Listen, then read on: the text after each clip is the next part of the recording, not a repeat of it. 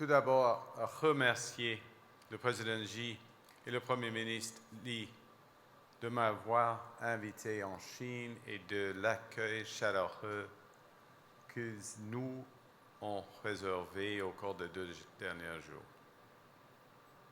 Vice Premier He, sorry.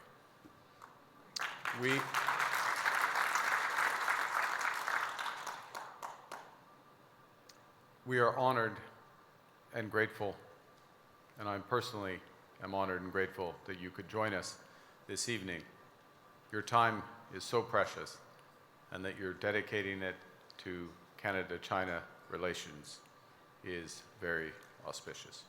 I want to recognize Olivier Desmarais, Graham, the team at the Canada-China Business Council for your leadership in bringing together, look at this room, this remarkable room together. And I know that the past few years in our bilateral relations have been challenging, at many points uncertain.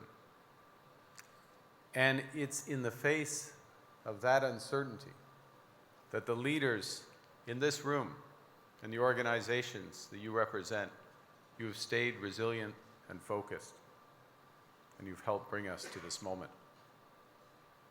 Because when channels between governments had narrowed, it was often business leaders, leaders in the educational sector, broader leadership, who continue to build new possibilities and partnerships. So thank you. Thank you for your leadership and your persistence.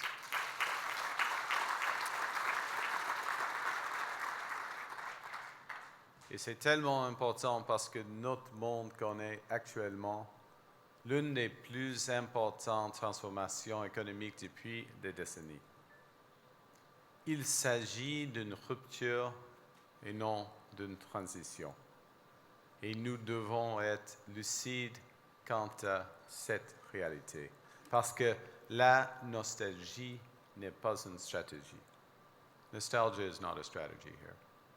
In the face of global change and uncertainty, Canada is building at home, catalyzing massive new investment and diversifying and deepening our partnerships abroad.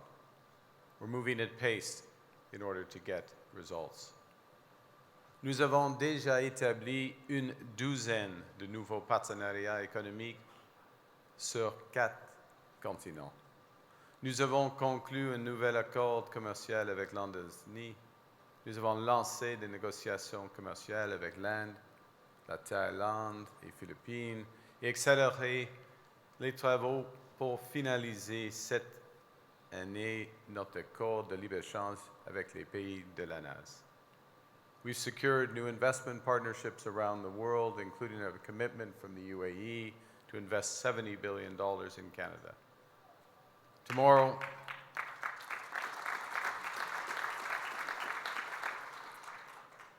I'll be traveling to Doha with the ministers, and we'll be meeting with the Emir, His Highness Sheikh Tamim bin Hamad Al Thani, as well as business and investment leaders to discuss further new opportunities for partnership. And we're doing this because we want to build big things with nations and companies, with risk takers and builders like you in this room, leaders and innovators who are as ambitious as we are. Now, diversifying our trade, deepening our relationships means, above all, engaging properly, respectfully, pragmatically, ambitiously with China. China is the world's second largest economy. It is the largest contributor year after year to global growth, contributing over the last year 1/3 of global growth. It's our second largest trading partner. It's Canada's third largest investor. Across Canada, $20 billion a year in wages, 400,000 jobs, farmers in the prairies, manufacturers and engineers in Ontario, miners in Quebec, harvesters in Atlantic Canada, all depend on trade with China. Two-way trade amounts to nearly $120 billion each year. Canada now has set the goal of doubling our exports to China by the end of this decade. There is, yeah, and we need you to help with that. There's so much to build on this relationship, so much to gain. Et cette semaine, le Canada et la Chine entrent dans une nouvelle ère de collaboration pragmatique, une nouvelle ère de collaboration pragmatique, une ère qui apportera davantage de prospérité, de stabilité et de sécurité à nos populations. Une ère qui est fondée sur le respect mutuel et le dialogue ouvert. With this visit, Canada and China are launching a new strategic partnership, a partnership focused on 5 areas where we can make significant immediate gains. And I'll list them in a moment, but I would take very much the Vice Premier's point that we have an opportunity to write new chapters above and beyond these pillars. But our agreement immediately focuses on energy and climate competitiveness, trade, particularly in agriculture and food, multilateralism, security and public safety, and deepening people-to-people ties. We are leveraging our strengths in energy, China's strengths in clean tech, and climate competitiveness. China's strengths, for example, in electric vehicles, are formidable. They're undeniable. These are the most affordable and energy efficient and innovative vehicles in the world.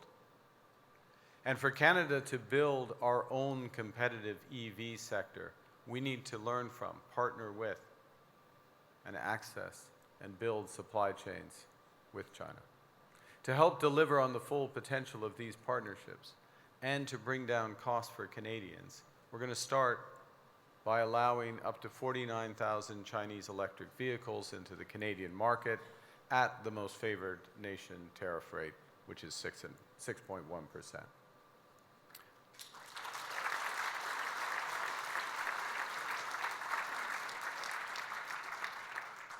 This is an agreement that returns shipments to the levels that existed prior to recent frictions, but it's an agreement that promises much more for Canadians.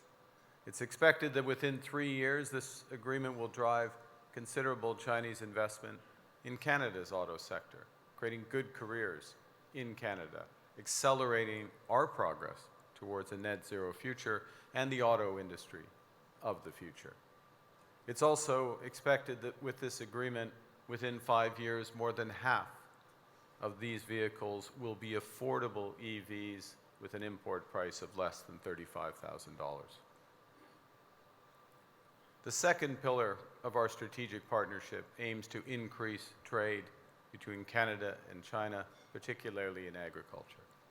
This room knows, Premier Mo knows, Canada exports more than $7 billion in agricultural products to China each year. China, up until recently, was the largest single market for canola seed. We want to return to those levels, but we really want to surpass them. And that's why I'm pleased that today Canada and China have reached a preliminary but landmark trade agreement to remove trade barriers and reduce tariffs. By March 1st, Canada expects that China will lower tariffs on Canadian canola seed to a combined rate of approximately 15%. That's a significant drop from the current combined tariff rate of 84%. Furthermore, Canada expects that Canadian canola meal, as well as Canadian lobsters, crabs, and peas, will no longer be subject to relevant anti-discrimination tariffs from March 1st, at least until the end of this year. Now, that's a $7 billion immediate opportunity, as I said. But with this agreement, we also expect, working together, to see the resolution of many long-term trade obstacles on a range of agricultural sectors, from beef to pet food. We expect, building on this, to increase our exports by 50% in this sector by 2030. But our immediate cooperation will be complemented by a new long-term strategy. And at the forefront of that is our new trade roadmap, which aims to expand Canadian investment in China across financial services, energy, materials, aerospace, advanced manufacturing, agriculture, and other fields. And we welcome, Mr. Vice Premier, in this room, we welcome Chinese businesses that plan to significantly scale up their investments in Canada in areas including clean energy, agriculture, consumer products, and beyond. Because by building this new strategic partnership, a strategic partnership for current realities, we're creating the stability and certainty that's needed for new investment and opportunities for our workers. In parallel, as the Vice Premier referenced, Canada and China now have the opportunity to work more closely together to strengthen the world's multilateral institutions. We have the opportunity in the agreement and the framework to work together to combat crime and bolster public safety. And we have the wonderful opportunity to deepen cultural ties across tourism and the creative arts. And I want to take this opportunity again to thank President Xi Jinping for his intention to offer visa-free travel for Canadians to China. We need more of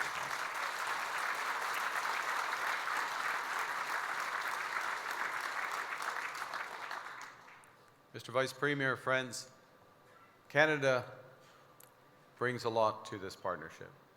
We have much of what the world wants. We're an energy superpower. Domestically, we have an over 80% clean grid, and we plan over the next 15 years to double the size of that grid through major investments in nuclear, in hydro, solar, and wind power. This creates tremendous opportunities for partnerships with China in investments including everything from energy storage to offshore wind. I'll give an example. Our planned power additions include mega projects like Wind West off in Atlantic Canada that can raise up to 60 gigawatts of wind power potential. We also have some of the world's largest reserves of oil and natural gas, and we are developing it in ways to be the lowest carbon. This past July, Canada exported its first LNG shipment to China, a milestone in our growing role as an energy supplier. By 2030, within just 4 years, we expect to produce 50 million tons of LNG each year, all of it destined for Asian markets. By 2040, we plan to double that. More broadly, across the country, across Canada, we are in the process of catalyzing $1 trillion of investment in new ports, in energy corridors, in artificial intelligence infrastructure, and trade infrastructure within the next 5 years. We do that in parallel with the most highly educated workforce in the world, the strongest balance sheet in the G7, the most competitive investment tax regime in the G7, 5 percentage points through the US, half the level of the average OECD tax rate. We have the most comprehensive trade arrangements in the world, ranging from the EU to the Trans-Pacific Partnership. And within all of that, we offer stability, scale, opportunity, and now ambition. With the world's leading strengths in advanced manufacturing, clean energy, digital innovation, and sophisticated capital allocation, China is a natural and complementary investment partner. Alors, en cette période où l'ordre précédent est en train de disparaître et où le nouvel ordre n'est pas encore en place, c'est le moment de bâtir, c'est le moment d'agir. Canada and China, yes, we are different countries. We have different systems, histories, and perspectives. We respect those differences. But in a world that's increasingly defined by uncertainty, prosperity will belong to those who engage with strength, with pragmatism, and who can execute. The new strategic partnership between our nations ensures our ties are not remnants of the past, but our ties are the foundations on which we build. Building a partnership that reflects the world as it is, a partnership that's realistic, respectful, and ambitious, that charts a new course that will benefit both our peoples. This is a partnership that leverages our strengths, creates greater stability, security, sustainability, and prosperity. Friends, we've started a new era, a new chapter of our partnership. I invite you to build with us and build together. Build big, build now. Merci beaucoup. Thank you very much.